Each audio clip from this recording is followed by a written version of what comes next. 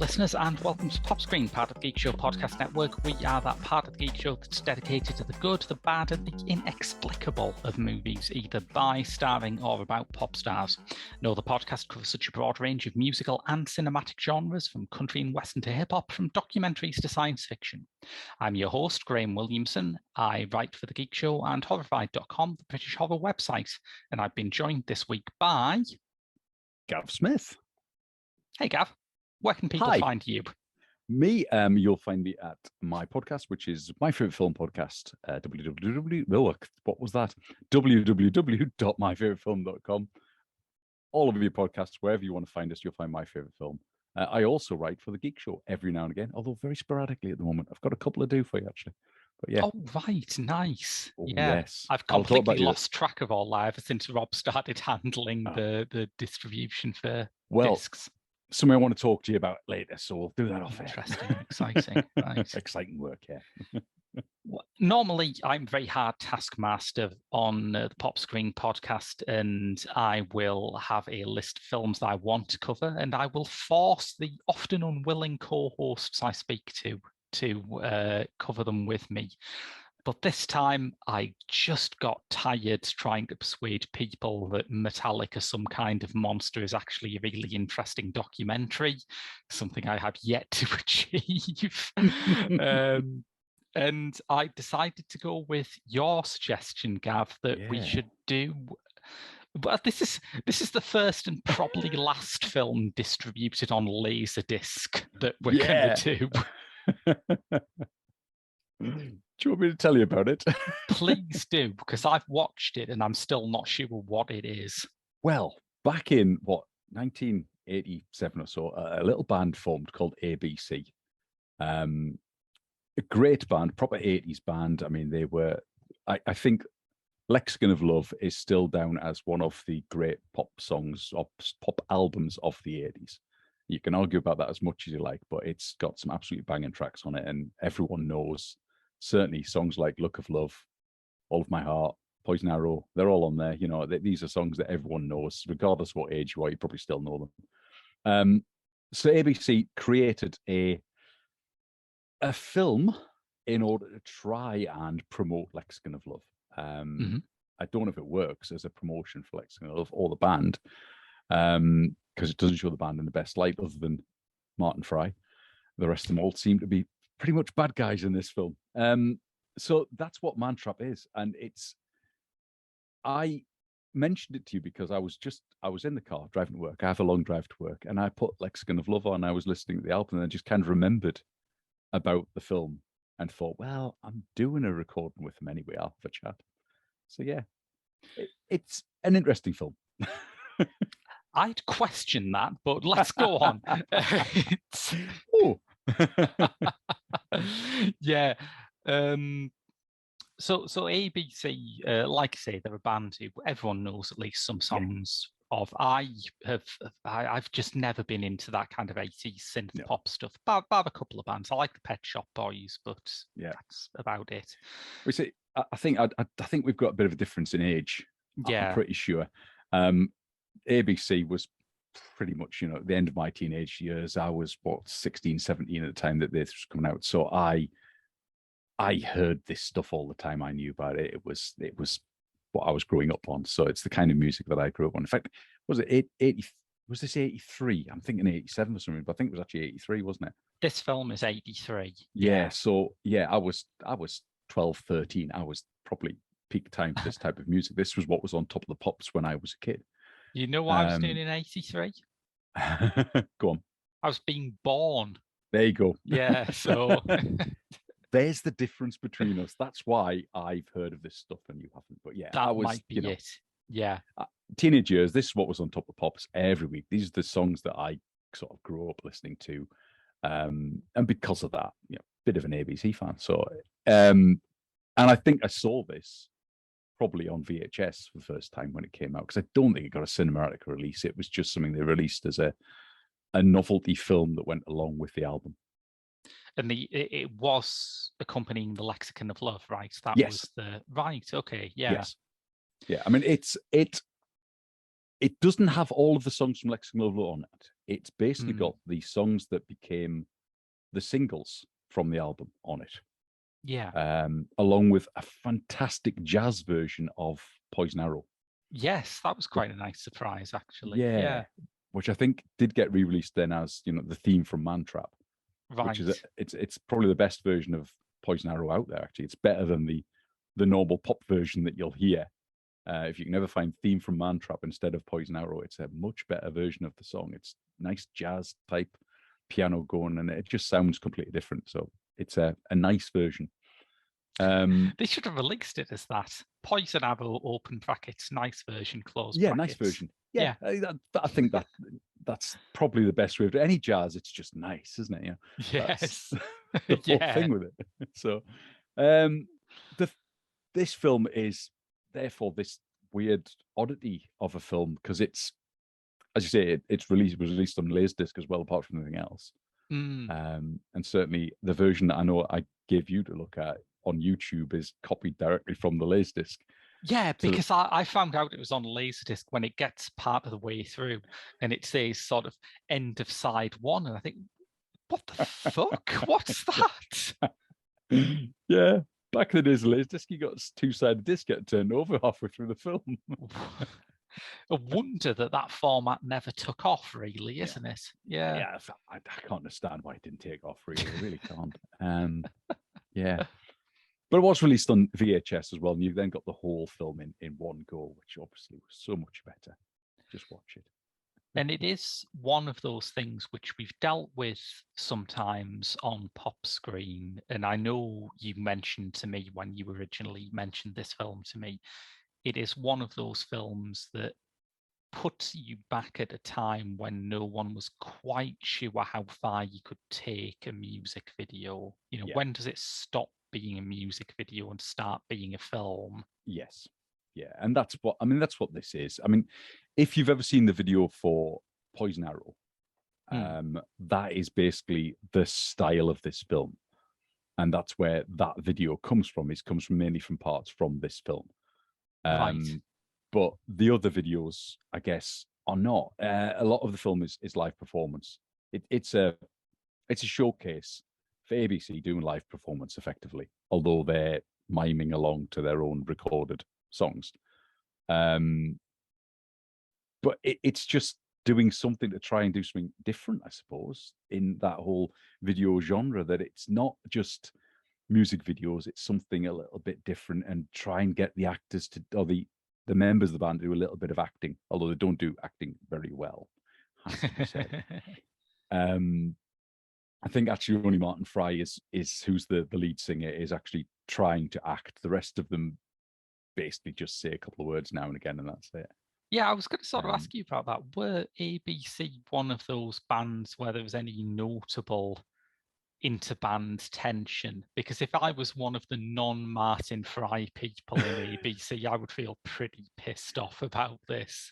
Well, I believe the story was written by Martin Fry and Steve Singleton, who is one of the other members. There's then Dave Palmer and Mark White.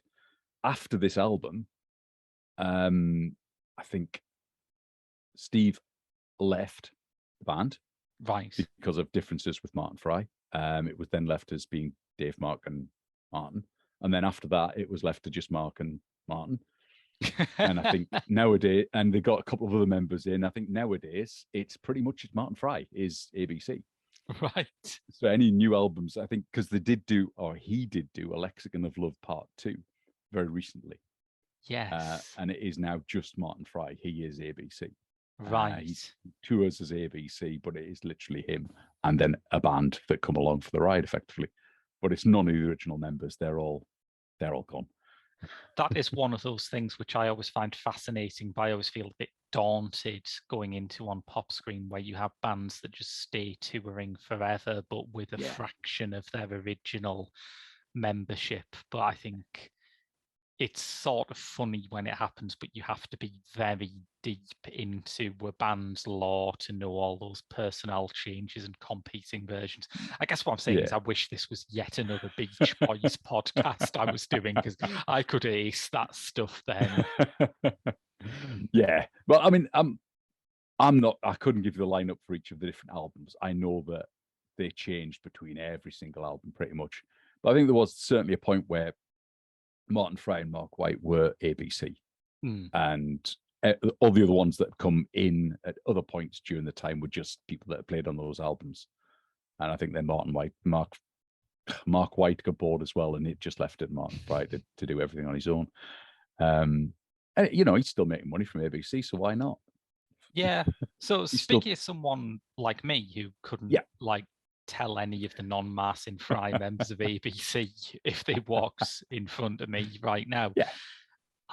They are, I guess, the people who come up to Martin Fry after he's been duffed up at the start. He does get beaten up, doesn't he? Yeah.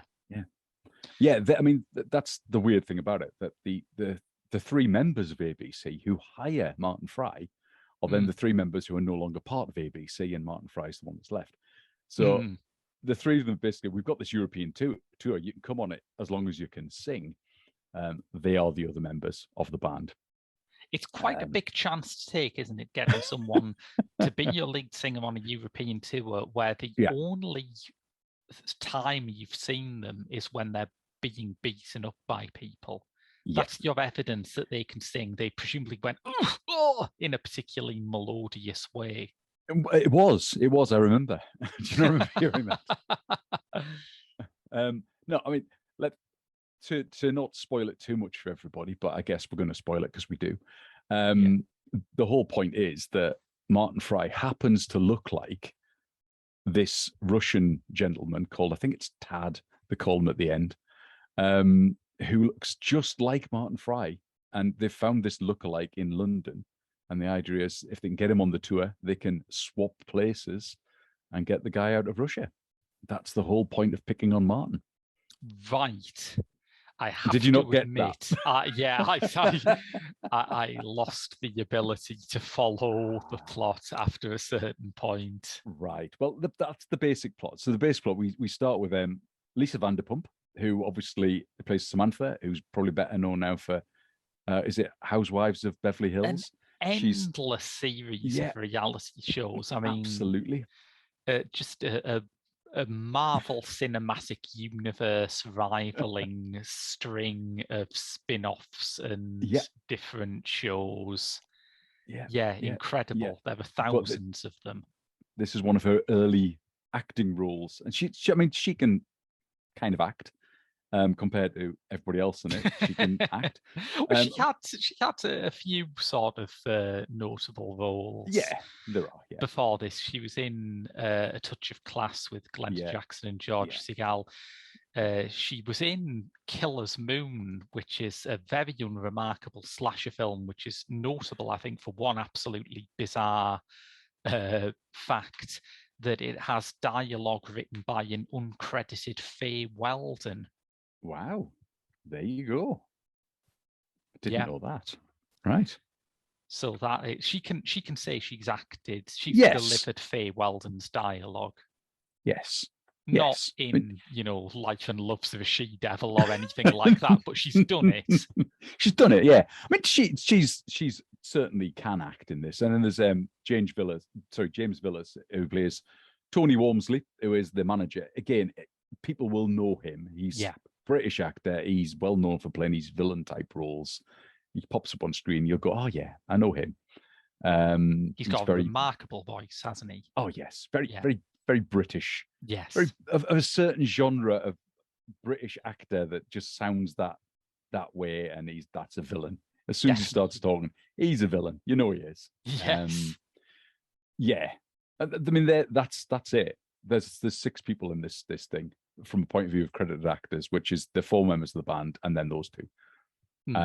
and everybody else is just bit parts that occasionally you see in, party scenes or whatever else, or pointing cameras at them, Martin Fry. Yeah. But the basic story goes that they've got this guy they want to get out of Russia. So they duff up Martin Fry in order to get him to join the band. And it just so happens that he can sing, which is stroke of luck. Absolute stroke of luck. So they get him in the next day to sing, and there you go. There's the words. We're going to play the music. Can you sing along? And he just happens to be able to read the words perfectly and sing perfectly in tune with the song straight away. And we go into a Rocky-style montage where we get changing costumes, and suddenly they're in gold lame suits on the stage to a sellout audience. Yes, it did remind me pleasantly of. Have you ever seen that film Frank? With yes, the bit where Donald Gleason's character John manages to get a place in Michael Fassbender's band because he's there when the former keyboardist attempts suicide. Yeah.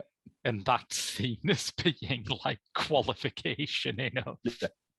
That's all you need is qualification. You just happen to be nearby. Yeah. Yeah. And that's pretty much what this is. You got beaten up at the right place, so they get him on the band. Yeah. Yeah. If only it were that easy. Yeah. If only. That's how you could get to rock stardom, just by being beaten up near a club where a band who happened to be looking for a singer happened to be playing. There you go. But that's how Martin Fry became famous, everybody. Yes. Yeah, I assume this is a documentary, right? I assume so, yes. Yeah. Yes, it must be, mustn't it? Yeah. Because it's made by Julien Temple, who has never had a problem with falsifying the facts or printing the legend ever, has he? Never. In fact, I believe every film he's ever made has been a documentary and absolutely accurate. There you go. There is always a threat with Pop Screen that I joke about. It just becomes a show where we review Julien Temple films because really they all qualify, don't they? Pretty much. Yeah, I think everything he's done's got a pop star in it of some sort, hasn't it? So yes, yeah. You could just do a whole series of episodes that are just Julien Temple. Definitely. You absolutely could. Yeah. In fact, you probably have already, have you not? We've done a couple.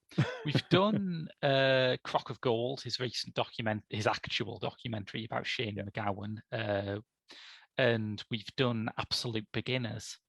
Ah, yeah. Which full of pop stars. That's full of pop stars. And it shares this film's visual tick of having shadows that aren't even shadows. They're just lots of blue. Yes. There's a lot of that in this, isn't there? Yeah. He's a guy I find fascinating. Yes. And Temple had also done another of those films around this time that sort of sits on the borderline between music video and short film, which is David Bowie's Jazzin' for Blue Jean. Yes, yeah. I mean,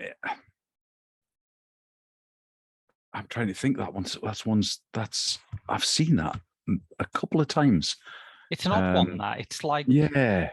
It's very much in his early 80s mode of, hey, I'm just a normal bloke. All of that gay Martian stuff was just me dicking around. But it is actually pretty creative and funny and worth digging out. Yeah. It's a good... He did... I mean, Julien Temple, if you look at his filmography on something like IMDb, it's just massive, isn't it? He's done so much stuff. Yeah. Most of them are just one-off videos. He did an Yeah. awful lot of one-off videos with people, but and he's worked with everyone. Yeah, pretty much. You name them, he's probably worked with them at one time or another. From a music point of view, but yeah, Jazz and Blue Jean was a good one.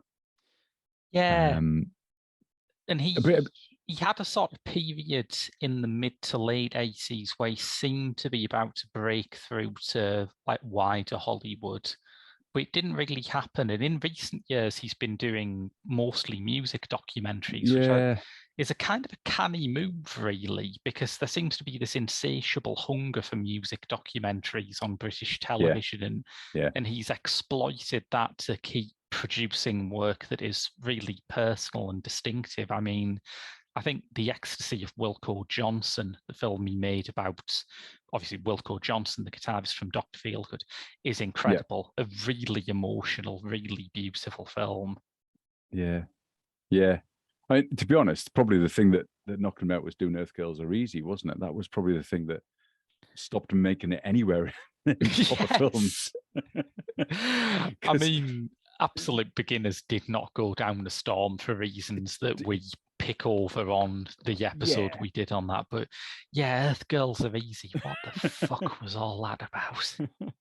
I mean, some fantastic faces there. You know, Jeff Goldblum in there, Gina Davis. It's fantastic actors, but it's like it was never going to be a hit. But yeah, he's an interesting director. He's made some very interesting films. He's worked with so many different people. Yeah. He's done so many music videos with so many different people. But yeah, documentary seems to be where he's kind of hit a niche market, I suppose, that he does music documentaries and he does them well. So people want to see what he's doing. So I mean, he has a sort of, he has an advantage that other people doing music documentaries don't have, which is like in the Shane MacGowan documentary I mentioned that we'd done before, there is loads of amazing footage of MacGowan at early Sex Pistols gigs. Yeah. And you think that is such an archive find. Where did he get that? And he got that from his own home movie archive, of course, because he was there. Yeah, because he was there at the time and he made those videos and he's done it. So he's lucky, I suppose, in that way that he's been videoing pop stars for so long. He probably has got a back catalogue of documentary footage he could put together and make a documentary on pretty much anyone. Yeah, from that type of scene. I'm sure he could probably do one on Sex Pistols as well, having he has spent enough time there. Yeah, so yeah, loads of stuff. But this is kind of glossy commercial era Temple. Yes. This is very, I think the French called it cinema du look, which is, I guess, a word for a movie what looks good. They're so abstract and theoretical, those French critics. I don't know what they're talking about most of the time.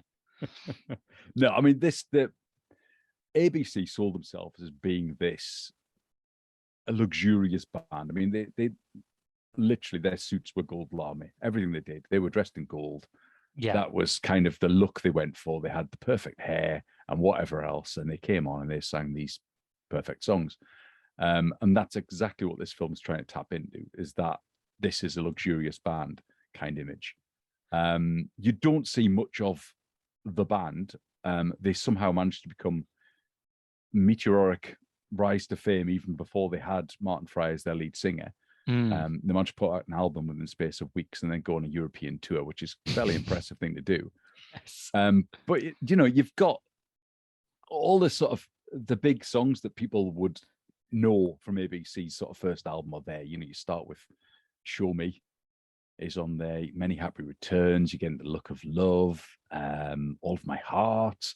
There's loads of the big sort of songs that they were known for at the time are all on here, and all with this same sort of look. Most of them are concert footage, I guess, is the way they're shot as concert footage. Yeah. But the concert footage is the whole point of this film, because there's a story behind the film and all the concert footage that you couldn't grasp. And I don't know how, because we've only got an hour's long running time. There's not a lot of story there. Yeah, it gets completely overwhelmed by the concert footage to me. And I suppose if you are an ABC fan, you can probably pick it up more easily because you're very tuned in to the concert footage because you're enjoying music. But I drifted away from it very easily, I must admit. Yeah. Well, there's Samantha, who is played by Lisa, is basically has another lover somewhere who looks exactly like Martin Fry. So she is trying to seduce Martin Fry in order to be part of the band. And she gives him very importantly, she gives him an arrow-shaped tie pin. Very important that she gives him this arrow-shaped tie pin. He says he'll keep it with him always. They're videoing or they're shooting film footage of the band playing, they're recording the band playing, and they're sending it somehow to Russia, to this other Martin Fry who's in Russia, who is then using the footage and the sounds to become just like Martin Fry and sing like him, to look like him, and so on. think he looked a bit like him already, but he does his hair the same and learns his mannerisms so he can take on the role of Martin Fry at some point in the future. Do You you then think just get this is a Cold War allegory? it is absolutely. This is a spy film. It's a Cold War film. It's trying to get people to get out of Russia because they don't want to be there. It's got everything going for it. This one, it really has, just not very well. And as I said, I don't know if it's it, but it's not a great film. And I don't want anyone to think that I think this is a great Oscar-winning film, because it's not. If you like ABC, if you like the album Lexicon of Love, you'll enjoy this film just for the music. And there is a nice little story going behind it somewhere that you kind of go, oh, that's quite a nice little story. There's something happening. I can get my teeth into that a little bit. There is something happening there. And brilliantly, it's only got an hour's runtime. It's not very long. It's true. And it's freely available on YouTube. So, if you like a bit of ABC, you can always just have a watch, and it's there. It's only take an hour of your time. You'd be all right. I will say this for the band, because I think I've made it pretty clear that kind of early 80s high pop is just not my scene, at all. But I will say, even as an outsider, I can sort of appreciate that there is something more vulnerable about ABC that I think is interesting. Like people like Duran Duran and Spandau Ballet, their image is kind of bulletproof. They are they are aiming to look like the coolest, most confident, most successful, sexiest people on the planet. ABC, for all they do have that glamorous image you mentioned in the gold lame suits, I also think you don't write a song like Poison Arrow if you're trying to present yourself as ultra slick and unruffled by life, Yeah. Well, even, Look of Love, that there's so much to that song as well. It's not they weren't the traditional pop songs of the time. They were slightly different. As you say, I think vulnerability is probably a good word for it, because they did always present themselves looking exactly the same. That was their thing. That's how they looked. Duran Duran changed their image from song to song, and they looked slightly different and whatever else. But ABC were always there as these smart, very nice suits where this is us.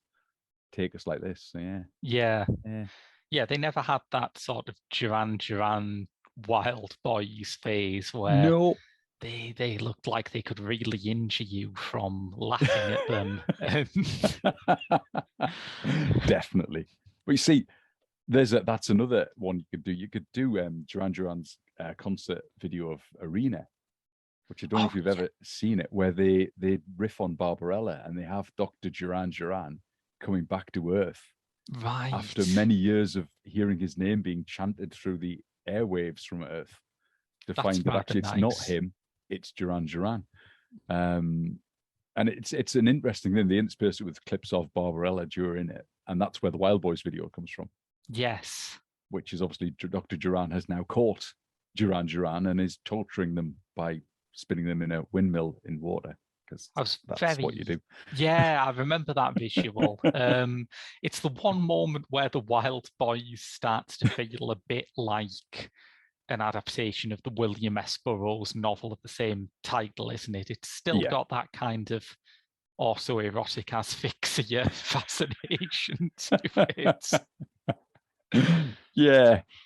But that's that was the time when people were doing lots of stuff like that. The 80s was a time where people made music videos that were hugely long, that were overcomplicated, that in order to sell an album you had to have a film, or you had to have a concert tour footage that would go along with it, and it would be perfect, and every band was doing that, because VHS was selling as much as CD or vinyl at that point.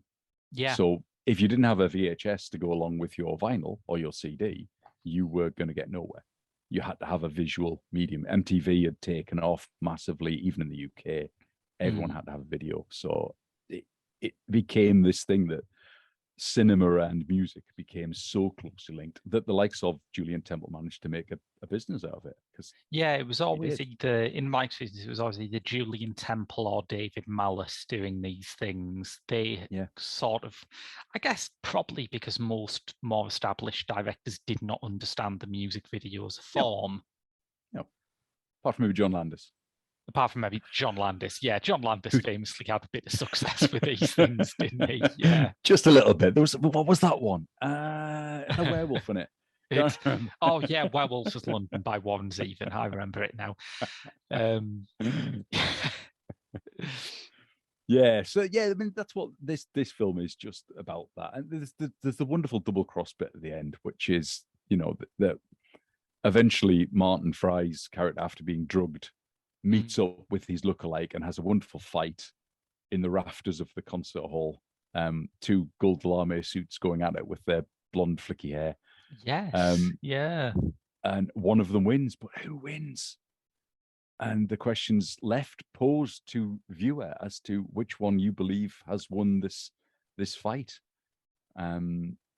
Yes, I quite liked that, because after a whole 45 minutes of these more slick cinema de look 80s visuals, suddenly you're reminded that this is definitely pre-CGI, pre-dead ringers. It's when you had to find someone who was roughly the right height and build for Martin Fry, put a wig on him, and just hope he doesn't fake being hit so badly that he turns to the camera. Yeah, that's how you do it. Yeah, it's a great fight scene, and it works. There's a wonderful bit where he kind of jumps off the stairs and manages to kick himself squarely in the chest. And they go down, and at the end, one of them gets up and walks away. And we see him being greeted then the next day by everyone going, "Hey, it's Dad, he's okay." And we have a little camera peers down, and there's that arrow tie pin is there on his tie.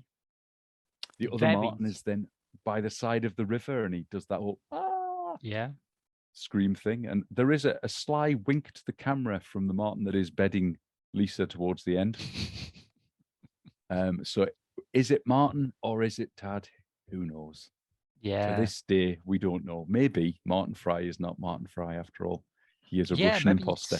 Maybe it's a whole Paul is dead thing. Has he appeared barefoot on the cover of any ABC albums? I don't think. I think that the album cover for Skyscraping, he is definitely walking upstairs towards heaven. So maybe that's something. Right. Yeah. Yeah. Maybe there is something in that. Maybe he is dead after all.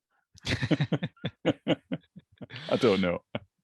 I mean, it's such a mad indulgence to give a double role to someone in a film where the nearest thing to a professional actor is Lisa Vanderpump. Yeah. But why not? He does it well. He plays himself incredibly well. Yeah, both as his lookalike and as himself. He plays himself brilliantly. He is the most convincing Martin Fry I have seen on television or on film ever. Yes, yeah, that's a fair point.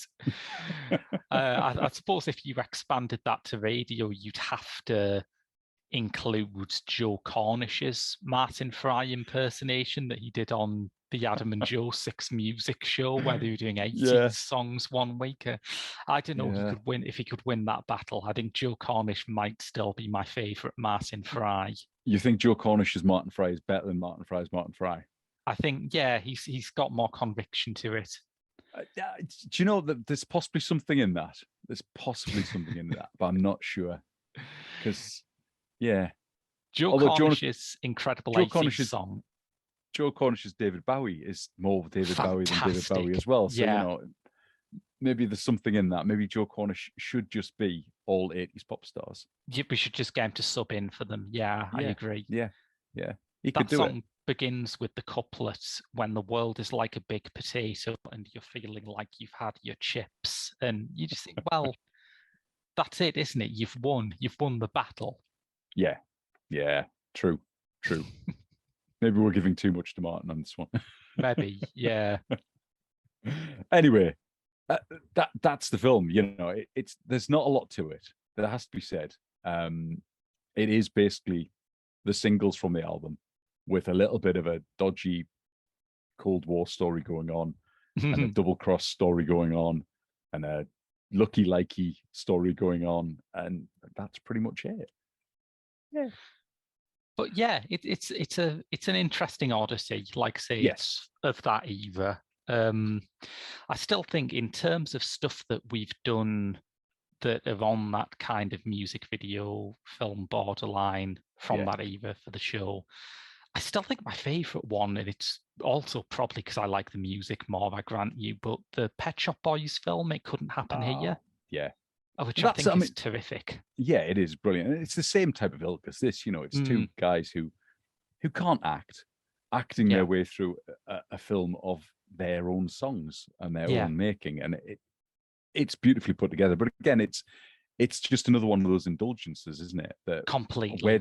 Where does our music video stop and our film begin, or the other way around?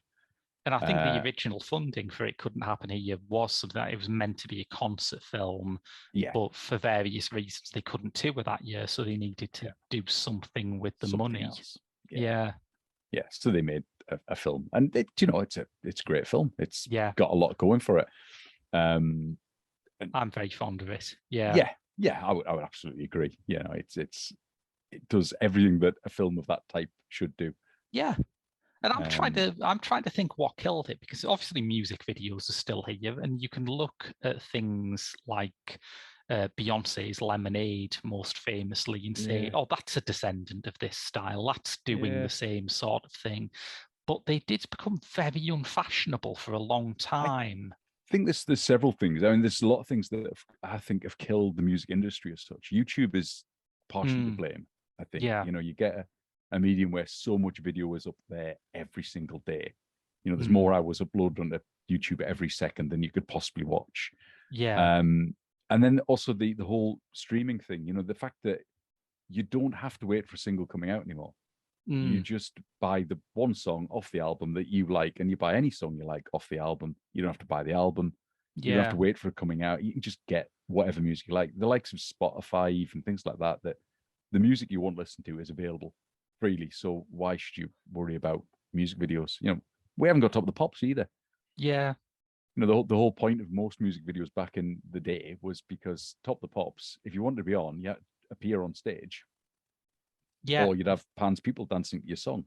So the likes of Queen came up and went, do you know what? We're going to create a thing called the music video. And then instead of having Pan's people dance to our song, you can play our music video. And then everyone else went, that's a good idea. Maybe we could do that as well. And suddenly you've got music videos. I've never thought of the music video as a specific way to make Pan's people unemployed. But now you mention it, that's basically it, isn't it? Yeah. That's exactly what it was. Freddie Mercury didn't like Pan's people. So he went about purposely destroying their career by creating the music video. And that's it. That is fact. You don't want to know what Pan's people did to cross Freddie Mercury. It's a dark story. It's a very dark story. They rightly ignored. Yeah, they didn't tell that in Bohemian Rhapsody. Definitely not. I really wish they had, because that is the story. That's the untold truth. Yes. One day, Julien Temple will make that film.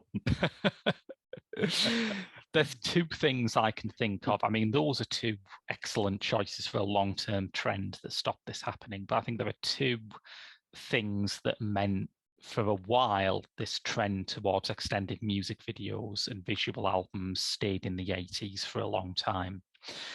First thing is, the first big trend you get, certainly in the States at least, after the 80s ends, is grunge, which is basically all of the underground alternative bands who thought that MTV stuff was bullshit back in the 80s are suddenly in the mainstream now.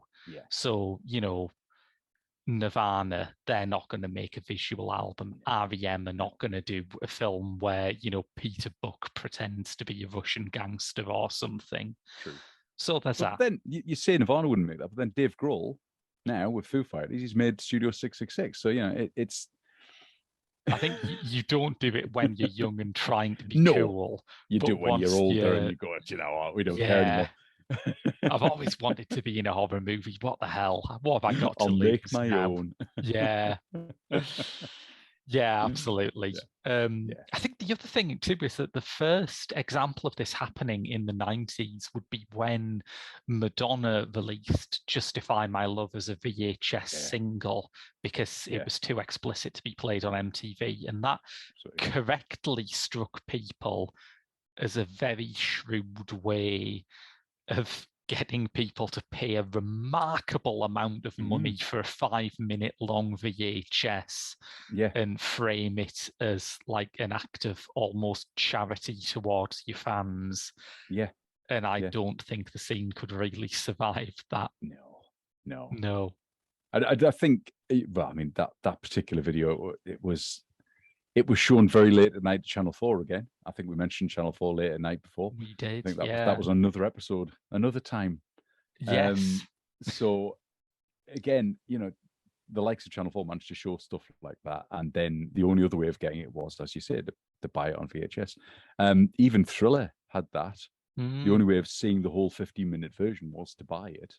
Yeah. After Channel 4 had shown the whole 15-minute version in this country. And then if you're watching it on telly, normally it was the cut down version, which was just the song. So yeah. It's something about it being a whole VHS. I think it's because they take up space. I think there's a reason why binge watching seasons did not start to become a thing until DVD was well established, because you remember what a whole season worth of television looked like on VHS. You had to like build an extra wing to your house. Yeah. Well, I mean, they did normally put like 2 episodes on a tape, wouldn't they? So an American series that runs 26 episodes, you've got 13 VHS tapes to make one series. You know, if you were binge watching Breaking Bad for 5-6 seasons of that, that's gonna be a lot of VHS, isn't it? Yes. As you say, that is an extra wing for the house just to fit that in somehow. So yeah.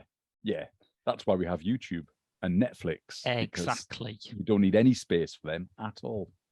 So the time's come round for it a bit, I think. I'm still not quite sure that this whole visual album thing has become its own format yet. I still watch them and think it's a bit like a film, but it's not quite a film, but it's not quite a music video. And it's... Yeah, I think this one's got its merits in that it is trying to be a film. And I think it is just trying to be a film. It's not actually a film. They're trying to make some sort of story in there that you kind of go, oh yeah, there's a storyline. It's not just concert footage. There's something else. But it's basically just concert footage with a little bit in between to link one song to the next song.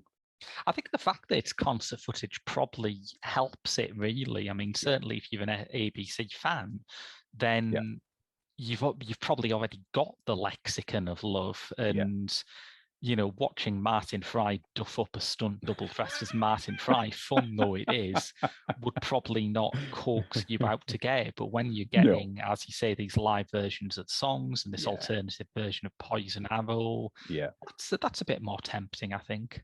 Yeah, and I think that's what sells it, I guess. I mean, even the different version he does of Show Me at the start, where he's, you know, kind of talking the lines, then gets into the swing of actually singing it. It's slightly different version of that song, and it's quite nice to hear slightly different versions of any song. You know, whenever a band goes, you know what, we're gonna do a different version of our own song, it's kind of, all right, that'd be interesting to hear. Yeah. So it's nice. It's like when you hear a good cover version. They don't happen very often, but occasionally you get a good cover version. Think, actually, that's as good as the original, and I like that. But I'm very when a passionate band covers their own versions. song, oh yeah, an underrated art form. Yeah, it is. There's so many good cover versions out there of so many good songs, but sometimes they're dodgy and you've got to ignore them.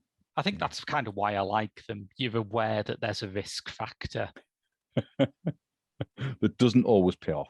Exactly. Yeah, it makes it more impressive when they work because you know how very, very bad this could be. Yes. I won't name and shame anyone, but there are many I could name and shame. Yes. I'm looking at the Manic Street Preachers especially. Oh, man. You're trying to think what song it was. Okay. Fair enough. There's some that work. Their version of We Are All Bourgeois Now by McCarthy is excellent, but they've done some that were maybe could have stayed in the vaults. In the vaults. Yeah. Definitely. Anyway, yes. So just remind listeners, where can people find you?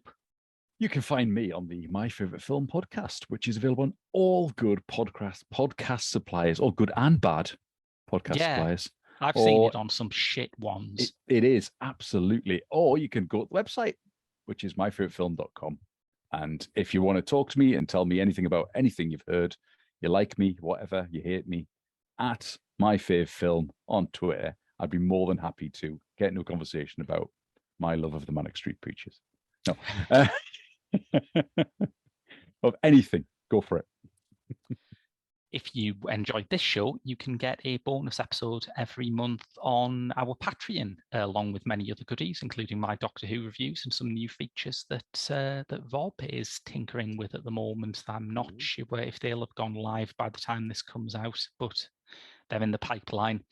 That's all at www.patreon.com/thegeekshow. If you want to learn about what those new features are as they come, we are on Instagram, Facebook, and Twitter at TGS_The Geek Show. But until next week, that's been your lot from Pop Screen. I've been Graham. And I've been Gav. And we'll see you next week.